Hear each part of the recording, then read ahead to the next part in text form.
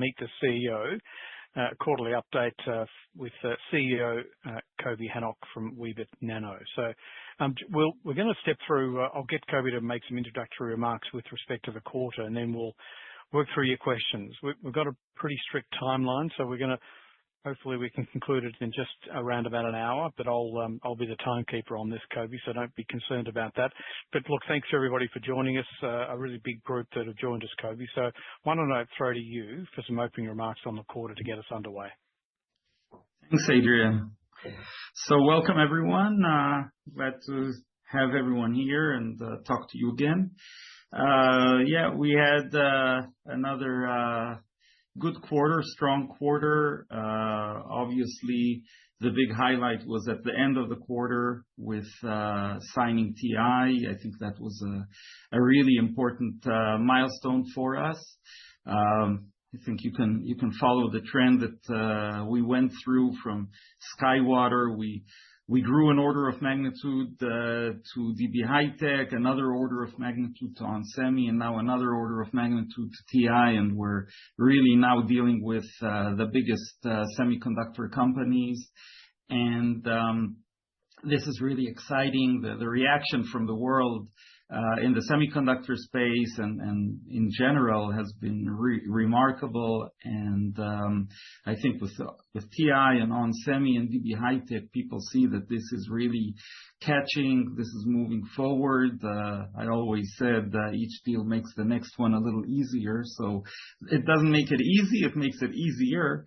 We're still pushing forward. We're still not in what I call the tornado, but we're really heading there, and it's really exciting. And you know, we're hitting the ground running with them. We're having a big kickoff meeting next week, and really pushing forward this project. So that's very exciting. We had a lot of other good things happen in the last quarter. We finished the qualification of DB HiTek. So now we saw that we meet all of the JEDEC requirements, etc. And it's in the hands of DB HiTek now to really take it and do all the final bureaucracies and work on officially announcing to their customers, etc. There still are several steps that they want to go through, but it's definitely going in that direction. We already have some product companies that are designing with our ReRAM, planning to tape out at DB HiTek. So we're starting to see the light towards that mass production that everyone is waiting for. It's everything always takes so long with these fabs, but it's moving. And we actually got wafers from onsemi, which was kind of record timing. In a year from when we signed with them, we got the wafers. We have the dies now being tested. We have good initial results with those dies. So that's another important step forward. And they are already working, obviously, as an IDM. They're working on their products and things. And we're very excited about the partnership with onsemi. And I would say the last point, of course, to note is we had another quarter of record cash coming in. I repeat what I said last quarter. This is based on all kinds of milestones, and sometimes you just have several milestones hitting together or things like that. So I don't want anyone to have the expectation that every quarter will be a record cash quarter, or that this is an indication of the future. But it is very nice to have that. So we are maintaining the guidance of having over 10 million revenue in fiscal year 26. I guess that's, I'll let you go to the question part. Yeah, thanks, Kobe. The questions have started coming in. So what there's but one that's popped up straight away, I'll just get you to address, which is obviously part of the quarter and a good announcement. So Weebit has licensed its ReRAM technology to Texas Instruments. So can you talk us through the deal and the significance of the agreement for Weebit? So Texas Instruments, or as everyone refers to them, TI, they are, really one of the top, I would say, 5 IDMs, and really a major player in the semiconductor space. I think everyone knows they've been around for ages, and they've managed to maintain their position. TI has over 80,000 products in their price book. Of course, a lot of them are variants of each other, etc. But they're a very big player. They're the number 1 analog player in the world. It was a very long process. Actually, with TI, it was almost 3 years to close this. So when I was saying even 2 years ago that we're talking to the majority of the big players, I meant it obviously, and you can see just some of these deals really took a long time. Weebit insisted on terms that it should get. Obviously it's very easy to say, oh, we want to get this big player on board, and we'll just cave in and give them all kinds of crazy terms just to have them signed. But we're building a company that needs to be a big and strong company moving forward, and with strong future revenues and everything. So we are well aware of what we have in our hands, and the fact that today, I think the fact that TI and obviously they were looking around trying to see if they can get another option, something else that won't be with royalties or all kinds of things like that. So the fact that we ended up closing the deal, for me, is a great sign that we have a great technology. They were definitely impressed by it. We really are the only supplier, only let's call it serious supplier. There's obviously all kinds of other small things or whatever, but if you look at anything that's really serious, and we're feeling very comfortable, very bullish with this. They wanted to push straight to advanced geometries. They're not allowing me to say which one, but they are starting with an advanced geometry. They obviously have the option, which I'm quite confident they'll want to materialize, of going to the additional geometries once the first one is working. So we have definitely high expectations of this deal. The relationship is really good.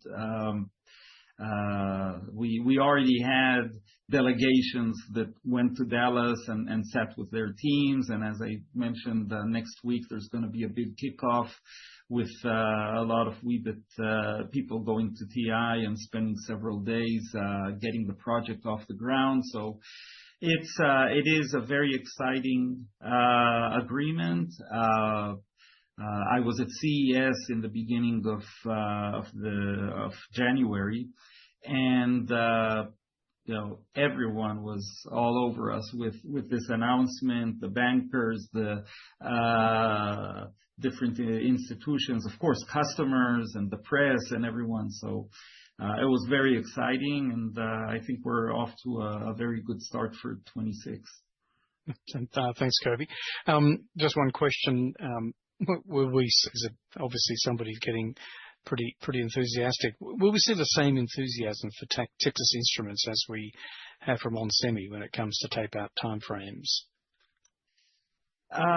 Each company, is different and has its own internal bureaucracy and things like that. So I can't really say right now, but I can tell you that the beginning is very exciting. They are excited about the technology. They are very, now that the agreement is signed, it's really, you can sense that they're going to be putting a lot into this, and that this is going to be moving very nice and very fast. Thanks, Kobe. Just another one on Texas. You mentioned in the past that a particular customer wanted an architectural agreement. Is Texas Instruments that customer? So I won't go specifically into these things.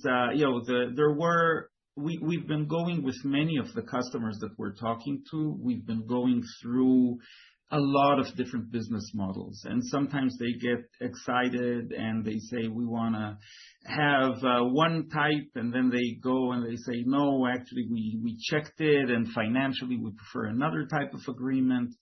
I think also the architectural license. When we refer to architectural license, there was one of the fabs that just wanted on day one to say, I want access to everything on all geometries. Then, there were all kinds of backtracking and so on. At the end of the day, both onsemi and TI,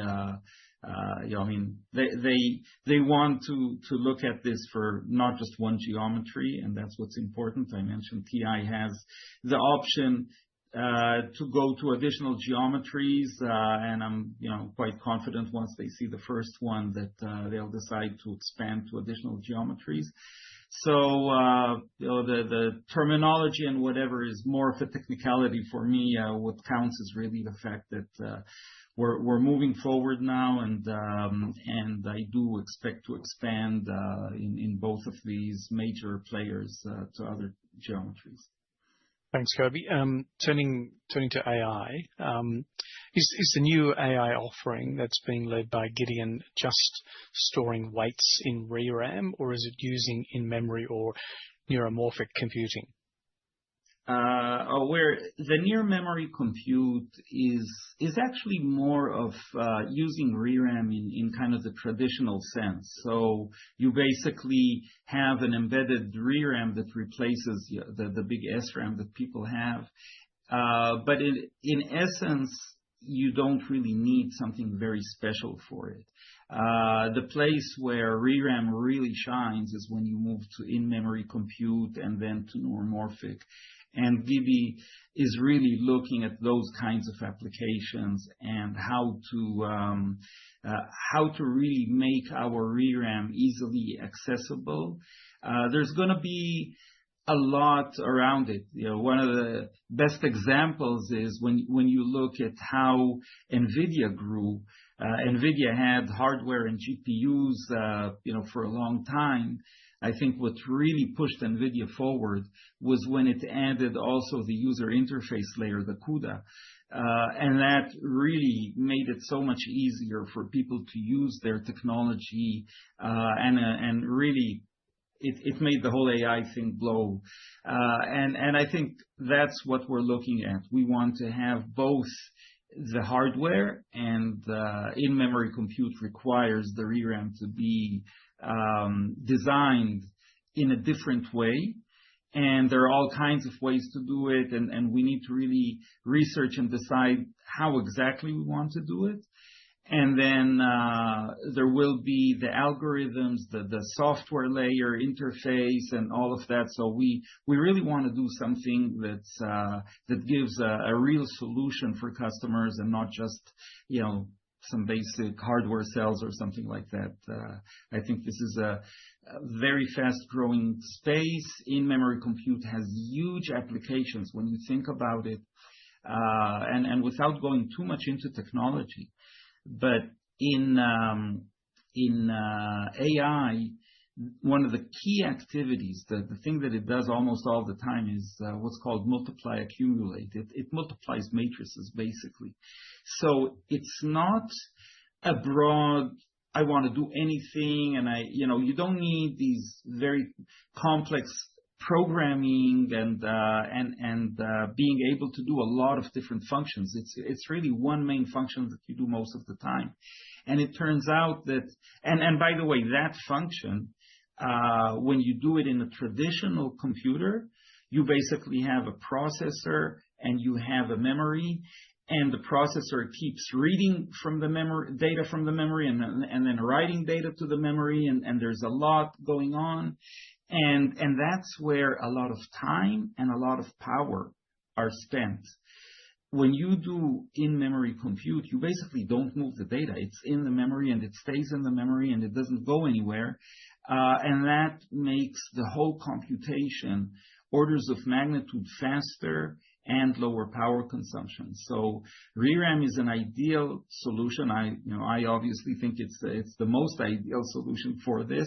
There are other memories that you can do in-memory compute with, but ReRAM has the additional value that it's just very cheap to manufacture. It's much lower cost to manufacture and makes it and it's easy. You manufacture it basically on a CMOS line, on a standard manufacturing line. So that's the big advantage that we have, and we want to capitalize on it. And Gidi is the best person for it. He has such a background and such a broad understanding of this that I can't think of anyone better than him to lead this activity. No, thanks, Kobi. Next one. Last year you spoke of possible future fab IDM customers, which may include a household name and an architectural agreement. Looking forward into 2026, are there any other descriptors which may describe future signings? Well, I think after we signed TI, now you can't really go a lot higher than that. It's kind of, you're already, as I said, in the top 5 IDMs, and you're really in a good position. I think TI is very much a household name. I mean, onsemi in many parts of the world is also pretty much or close to a household name. TI is definitely a household name. It was a disappointment for me that we didn't manage to close the third deal that we were talking about. onsemi and TI were both under the category of between AGM 23 and the end of AGM 24 and the end of 25. We really believed and hoped that we would have a third one. Some of these agreements, again, they just drag. Now with the TI announcement, it did give others a certain push forward, and we are meeting these guys. We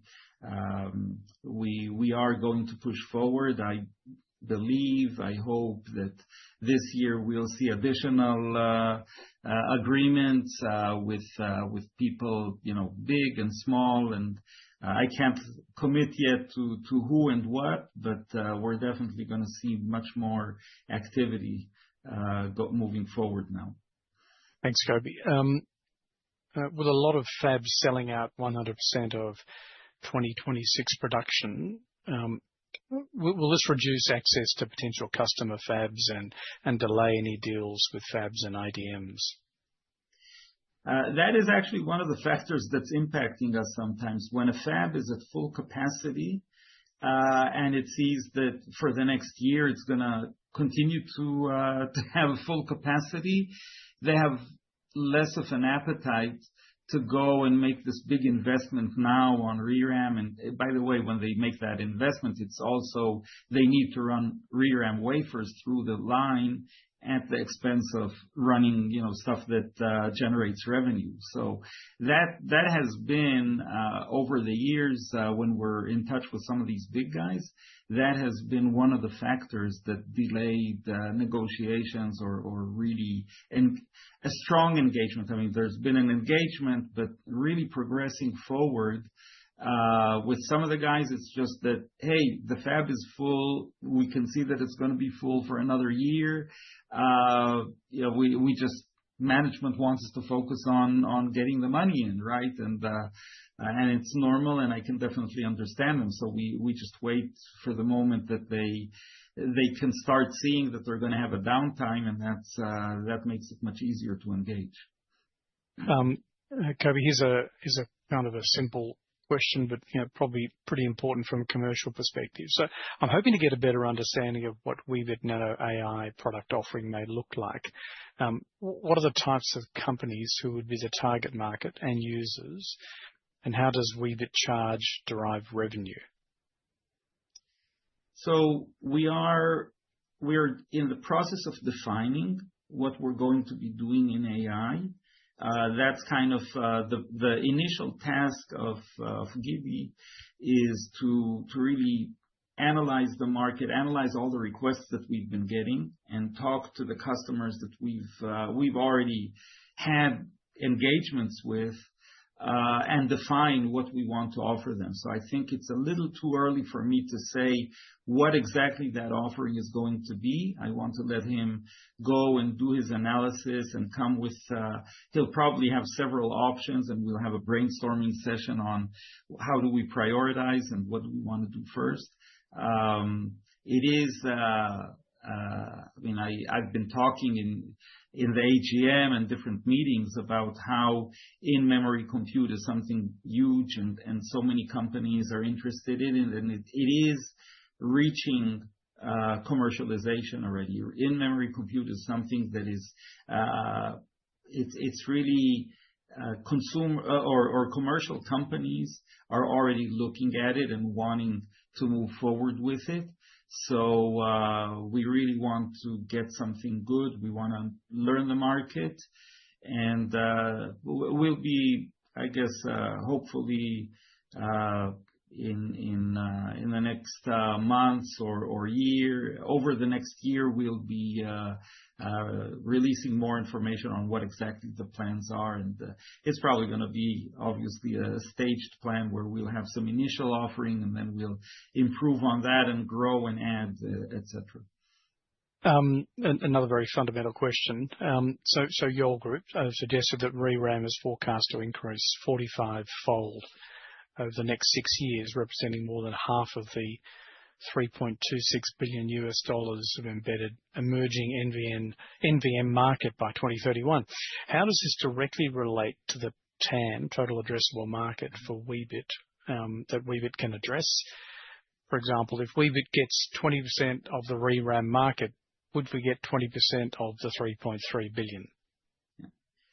So, the Yole analysis always challenges me because Yole did not think of, Weebit revenues or the revenues of the semiconductor IP companies. What we understand from Yole is that what they did was they basically said, a key market is MCU, microcontrollers. And in an MCU, the non-volatile memory takes about 10 to 15%. So if the MCU market is 30-something billion $, then we expect the NVM part of it to be 10% of that, and that's how they got to the whatever billion that they put there. Now that's obviously the emerging NVM that they're expecting to see there. They took the 10% of the MCU market, and then they extrapolated how much is going to be emerging, what percentage, and that's how they got to those numbers. So for me, the old numbers are, first of all, an indication of just how rapid the growth is going to be. And that's what I think most people or people should be taking from it is, this is a leading analyst. And according to, when they do an apples to apples comparison of what they think is happening now and what they think will happen in 2030, they're kind of seeing this huge growth. And that's what people really should take. If you want to start doing your own extrapolation and say, oh, wait a minute. So if 3 billion is 10% of the MCU market, and Weebit can get, average numbers that people normally talk about are, 1 to 3% royalty from that, then, this is how much potentially royalties are going to be, and this is the market share that I'm expecting Weebit to have. And, everyone can do their own research and analysis on that, and then think about the fact that there's beyond MCUs, there are other markets, and so on. And of course, there's going to be the AI market, which is an adjacent market, but that's one. So, people need to do their own research here. This is kind of roughly how the basics of what we understood from Yole in how they did their analysis. For me, the important thing is just the message. This market is going to really grow rapidly. Weebit has to be very focused. A company undergoing such rapid growth, it's so easy to make mistakes, and we need to be laser focused on what we're doing. I'm very glad to say we have the team that knows how to do it, and we have the plan, and we have been setting the infrastructure. This past year, the announcements that you didn't see are all of the infrastructure that we set up, bringing in all these different tools that help you manage projects in an organized way, tracking even the simple things like, how many hours did this engineer put into onsemi, and how many hours did they put into DB High-Tech or into the R&D work or whatever. Being able to track what's going on, being able to have the management and everything in an organized tool where you can get easy snapshots. We have now a PMO that's defining all the internal processes and procedures, and really defining how do you do this, how do you do that, how do you manage all these things. So the customer success team that we set up, all of these things are going to enable us to go through this massive growth, really crazy growth, and it's going to be a lot of fun. Oh, thanks, Kobi. Next one. Now that qualification at DB High-Tech has been successfully completed, can you explain expected timelines to earning license fees or royalties from that agreement? So we basically went through the tests and we showed that we're ready. Now it's really in DB High-Tech's hands. They need to see how they bring it to the production line or to their customers. They have their internal procedures and their internal ways of dealing with things, working on things like yield, etc. And so we are obviously waiting to see this move forward faster, but foundries, as you can understand, and I think as people have already learned, they have their own pace and so on. So I definitely expect that this year we'll be seeing getting to mass production. But it's not going to happen tomorrow. They still need to go through their procedures, and I hope it'll be done faster and not just drag over a long period of time. And Kobi, just following on from that same kind of question. So the quarterly report mentioned that Weebit has several products in design, and with the expectation of first product will tape out this year. Is that through DB High-Tech? Well, we definitely have designs that are in DB High-Tech right now, and I think it is reasonable to expect that we'll have tape out of designs at DB High-Tech this year. Yeah. Okay. Stepping back, so how far off are Weebit from signing deals with tier one customers? Are we mainly dealing with smaller customers at this stage? No, we're dealing with all sizes. We are definitely engaged with big companies, I guess order of magnitude of TI, and also smaller ones. And I know people are tired of hearing me say we are engaged with the majority of the big guys, but it is true. And with TI, it took us 3 years to close. I hope that with others we'll start closing faster. There are other big guys that we're engaged with already for a long time. That's how it works in semiconductor. Weebit is, I think, the key message to the shareholders is we want to build a big, strong, solid company, and we are not caving in or agreeing to what I consider unacceptable terms just in order to be able to announce that we have yet another customer or whatever. I could have done things. We could have agreed to different terms that would have enabled us to get big name customers a long time ago. But it's not how you build a strong company. And in the beginning, it's very tough. And, there's nothing that I would have loved more than to come and tell the shareholders, hey, we have another customer. I mean, uncomfortable situation that I have to keep telling everyone we are engaged with these guys and we are pushing forward, and people roll their eyes already. Okay, how many times are you going to tell me that?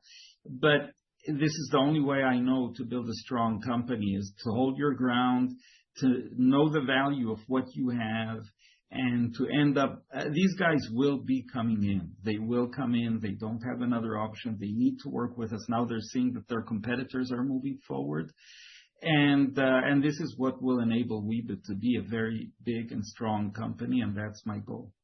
Yeah, and Kobe, I think it's probably fair, in this last quarter, there's evidence of investment in people, which is obviously a necessary pathway to executing on some of these opportunities. So I encourage you on that. So next question. Outside of NDAs, does the partners section of the website list all product companies signed with Weebit, or is there a list maintained elsewhere? I have to admit I haven't looked at the website for a while, but I would say Weebit, I think the shareholders have already learned. I try to be as transparent as I can, and the partners, we haven't signed any agreement that is not,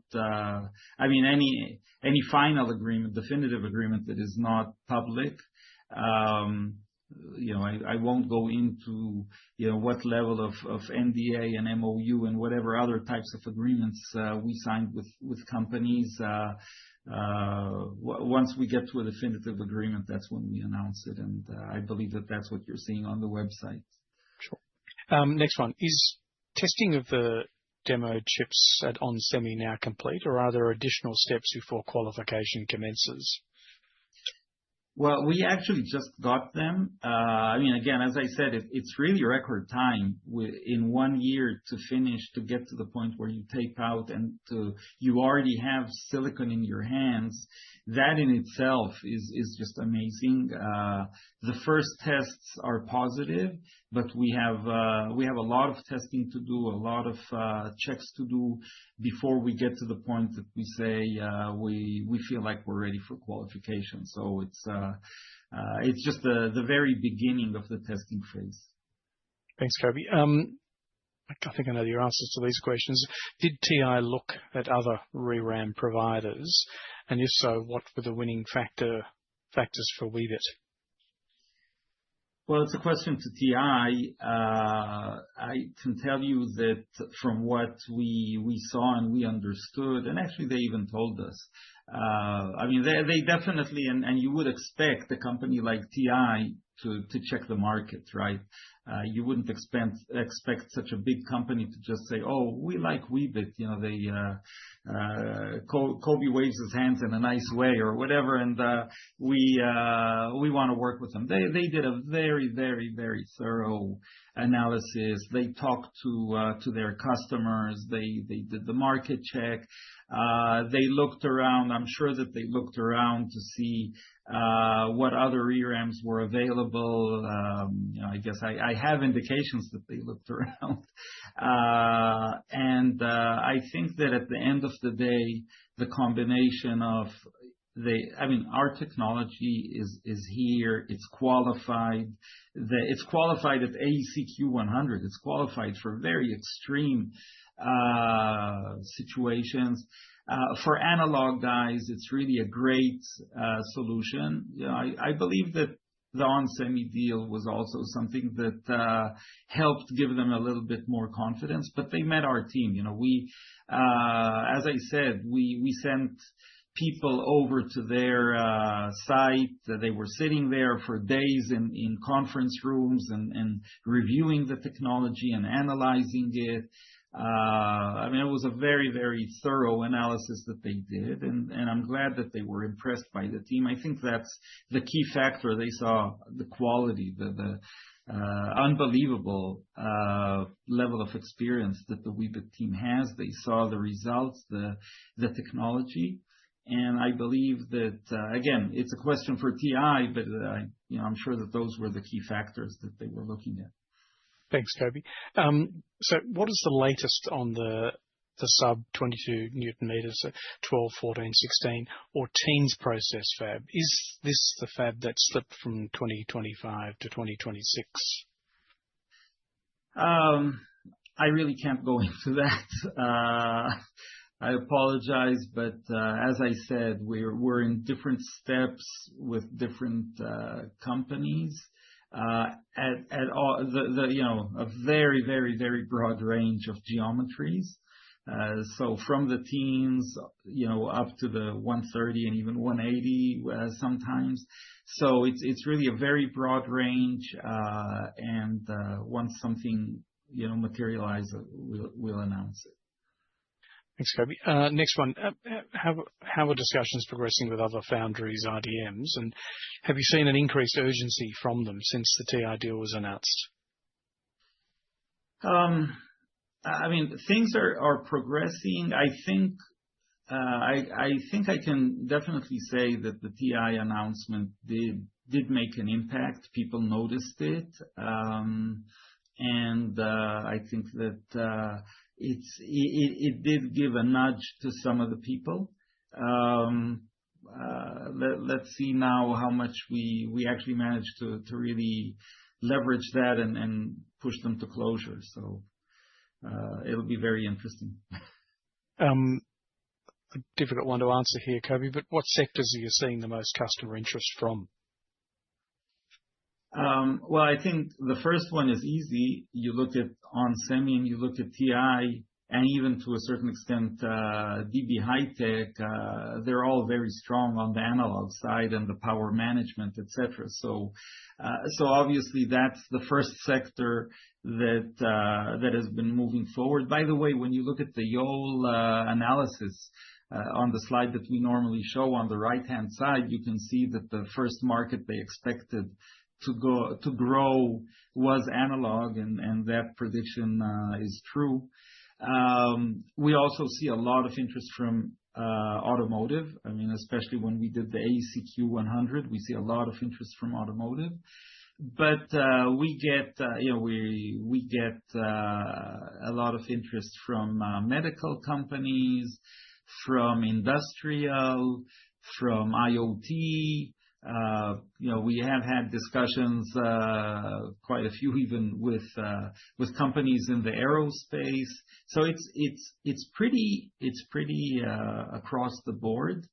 But the first ones are really the analog power management, automotive. Those guys they have such huge advantages with ReRAM, and onsemi and TI are their direct competitors. So those guys are the ones that are now feeling the least easy in their seats right now. Thanks, Kobe. So recently, BM Labs ran a competition for their in-memory compute. Does that mean the Weebit product will optimize the ReRAM and include the algorithms? Yes, I mentioned earlier, we don't want to just look at the hardware side of things. We believe that in order to really be successful in this market, you need to have the software and the algorithms and give people a development kit. So I mentioned NVIDIA, and that's a great example of a company where the real growth came when they delivered CUDA. So for me, that's kind of the example that I'm looking at, and that's what Gidi's role is, to define not just the hardware, but what should be the package, the development kit, what makes it really easy for people to adopt our ReRAM for in-memory compute, that it won't be just bare metal and then they need to develop everything on top of it. Thanks, Kobe. Turning to the US, some of the comments made with respect to the US subsidiary. Can you provide some more details about the subsidiary in the US? Is it aimed at building sales support, or do you intend to build a technical team to support engineering projects to accelerate commercial deployment as a result of a large number of engagements?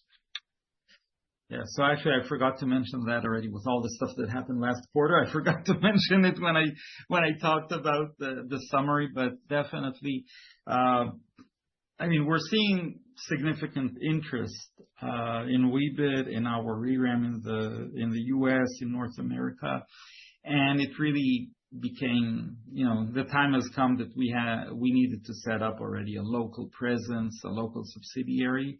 It is focused on sales. Now, sales is a very broad word. It's for me, sales means more than anything, very, very strong customer support. I want every customer working with Weebit to be successful, to be happy. I've been doing sales for so many years, and I know that when people are happy, yeah, they might tell a friend or so. When people are not happy, they'll tell the whole world, and you have a real problem. So I just want to make sure that we have really good success stories with these customers. That everything goes well, that people know that when they come to Weebit, they get quality support. We definitely demand to be paid for it, but people will know they get a good technology, good support. We have already a lead technical person in the U.S. now who's setting up the technical support activity there. And then he's a very experienced person. He came from another ReRAM company and has done a lot of work there. So he's very experienced in ReRAM. He knows what we're doing, and I'm very happy to have him on board. So yeah, this is going to be a very strong sales organization. Thanks, Coby. Next one. The quarterly report says Leti have achieved many milestones this quarter. What are they? We talk about Leti milestones. I somehow don't think we mentioned Leti milestones. Okay, I think I know what you're talking about. So traditionally, when you look at the Weebit reports, and this thing comes up every year after December, Leti works according to the calendar year, and they kind of structure the different work packages. So many of them have a major milestone in December because they want to be paid before the end of their fiscal year or calendar year. So you can see it every year that the big expense that Weebit has on R&D is in the last calendar quarter, and that's what happened to us now. So we basically in the notes to the expenses, we mentioned that there was a big expense to Leti because of these payments. There wasn't anything special specifically in this quarter. We have very good cooperation with Leti. We have ongoing, a lot of R&D work that we're doing with them. They are a great partner. I said that many times, and I'll say it again. We're very happy to work with Leti. And the payments just happen to always kind of somehow coincide in December. They really like us to pay us as much as we can in December. That's how their finances work. So on AI now, will the AI offering be aimed at the edge or data center? I think the edge is really where we see ReRAM shining at this point. The edge also in terms of capacity of memory, etc., we are able to address much easier. So, it's really Gidi's job to define what he wants, what he thinks we should be doing, and I want to give him his space to really analyze the market and come with his recommendations. So again, we'll just have to wait until. By the way, we already hired a PhD in AI to work with him, and that's a team that we'll want to grow. So that they can really do a good analysis and come with good recommendations. I don't want to just decide on what their conclusions will be before they do their studies. Thanks, Coby. there are a couple of anonymous attendee questions, and it's not really the great way to submit your questions, but let me just go through a few of them because everybody else has actually nominated who they are, which I think is really important form. But Kobe, just this one here. I agree. Yeah, but like, some of these are interesting, so let me just go. And I think probably this would be on the minds of some of the audience anyway. But the company previously targeted 3 new licensing agreements with fabs IDMs by the end of 2025. With onsemi and TI secured, the third has slipped into 2026. Can you provide color on the status of negotiations for this third agreement? Actually, there have been several that were candidates to be the third. It's not just one. Yeah, these things sometimes, as I said, drag out for all kinds of reasons. So we are continuing the discussions with these guys. Again, we'll announce when we close it when we do, because many times there are surprises that just cause things to drag a little longer than we expect. So I don't want to just try to predict, and then it's really in the hands of these fabs, the speed that we progress. This is a question I've had from a number of investors, Kobe, and you have too, but just probably worth sharing with this audience. So around DB High-Tech qualification. So can you explain why this wasn't announced to the market via the ASX, and what are the next steps with DB High-Tech, which I think you've spoken about already? Well, maybe it's a good opportunity.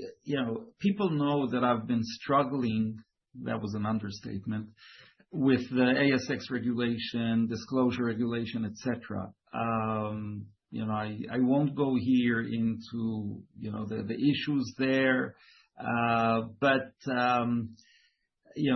sometimes I joke that closing the announcement on TI was harder than closing the actual TI agreement, and it sometimes feels that way. So it is a challenge for us, the whole ASX regulation. I believe that moving forward, many times we will not be making ASX announcements. We'll just wait for the quarterlies to announce things. It'll just be easier. There's just so much time and effort that I can spend on these things, and let me stop at this point. No, that's fair point. I can hear and feel your frustration, Kobe. So just and you may not be comfortable answering this question, but outside GF, have any opportunities been lost? I don't consider GF lost, by the way. I don't. You can see GF is right now struggling to try to make whatever they're doing work, and they haven't qualified it. I mean, they are late on their schedules, but I don't want to go into GF. I believe that Weebit has and will definitely in the future have the best ReRAM technology in the market. This is our goal. We're investing a lot in R&D. You know how many people asked me in the last month, so when is Weebit going to be break even? And guess what? I can just stop the massive R&D investment and I'll be break even today, right? But I'm sure that's not what the shareholders want. We are investing heavily in R&D. We want to continue to improve our product. We want to have undoubtedly the best ReRAM in the market, hands down, to the point where, and I tell people, to me it's a fact. I don't even consider it as an if. One day someone will come and go to GF, go to TSMC, go to UMC and all these other guys and say, hey guys, I want to manufacture here, but Weebit has a much better ReRAM for my application in my specific SoC or whatever. They give me better support, or I want to use Weebit, and that customer will be big enough to actually move the needle and those fabs will agree, because at the end of the day, these fabs are making money off of selling wafers. They're not making money off of ReRAM. I mean, the decision to try to develop a ReRAM at GF, that's something that you need to ask their CEO what the logic was. I won't go into his considerations, and I don't understand his considerations. But all of these guys, all of them, I do look at them as potential customers. I don't look at any one of them as a lost opportunity. Yeah, thanks, Coby. I'm kind of coming to a final questions now. We seem to have exhausted the audience, and there's a bit of feedback saying thank you for the session, by the way. I just thought I'd share that with you. But just going back to the investment in the people, which, as I called out, as a really important initiative for your business. So which parts of the business have the new staff been appointed, and where do you expect new staff to be appointed over the next couple of years? So I think that right now, the place where we need more people is, the staff that supports sales, that supports customers. So we need on the design side, with each new customer, especially when we start talking to product companies, and maybe this is a good place to kind of explain a little bit how a good IP company functions. A good IP company always wants to have a lot of royalties come in. And when you talk about the royalties, when you talk about the product customers, the goal is to have as many of them use your standard modules. So you want to have a certain set of modules that you develop, and then most people, the vast majority, will take one of those, and you'll basically have 100% margin on those sales. So that's really where I'm focused. We want to get to the point where the product companies, well, we have a lot of product companies coming on board, etc. Obviously, that's not now, that's not this year, but it's going to happen, and we want to have that that offering of these base designs or modules, and then basically get very, very high margins on